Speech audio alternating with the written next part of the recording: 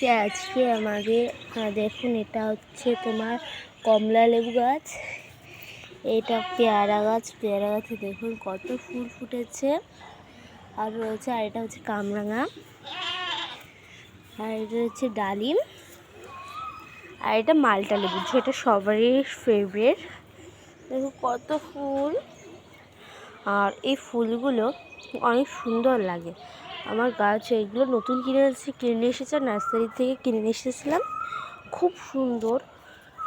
আর অনেকে বলে কি প্রাইস বলতে, এটা নিয়েছে 350, আর এটা নিয়েছে 150, এটা 200, এইটাও 200, এইটা 350 টাকা। তো আর আমার স্ট্রবেরিটা পেকে গেছে, সেটা দেখাই।